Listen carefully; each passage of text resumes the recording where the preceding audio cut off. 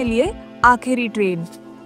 बारिश लगातार बरस रही थी जब डेविड ने एल्म्सवुड जाने वाली आखिरी ट्रेन में कदम रखा।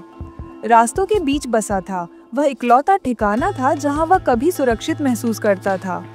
शहर में बिताए गए 5 सालों ने उससे सब कुछ छीन लिया था, नौकरी, सुकून और भरोसा।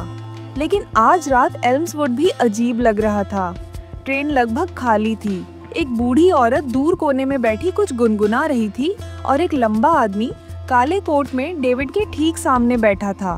उसका सिर झुका था, चेहरा टोपी से ढका और वह लगातार अखबार पढ़ता रहा, एक बार भी ऊपर नहीं देखा।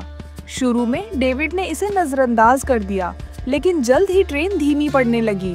किसी स्टेशन पर नहीं, बल्कि सुनसान जंगल में। बत्तियां झिलमिलाईं, ट्रेन रुक गई। इंटरकॉम से एक टूटी फूटी आवाज आई, थोड़ी तकनीकी गड़बड़ी है, क्षमा करें। कंडक्टर गुजरा, उसका चेहरा अजीब तरह से भावहीन था।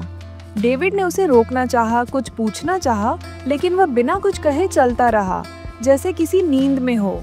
डेविड का फोन नेटवर्क से बाहर था। खामोशी और भारी हो गई।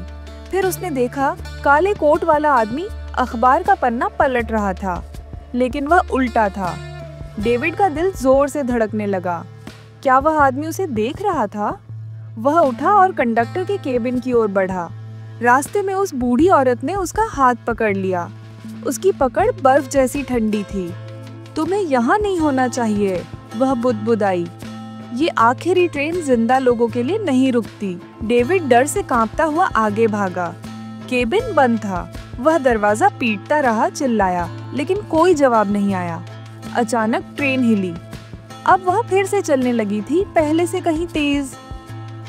बाहर का नजारा धुंधला हो गया था, लेकिन कुछ गड़बड़ थी। पेड़ बहुत अंधेरे और मुड़े तुड़े थे। चांद बहुत पास लग रहा था। वह जल्दी से अपनी सीट पर लौटा।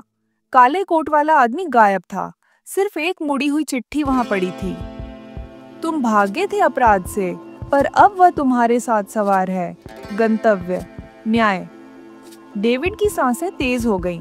उसे वो रात याद आई जब वह एल्म्सवुड से भागा था।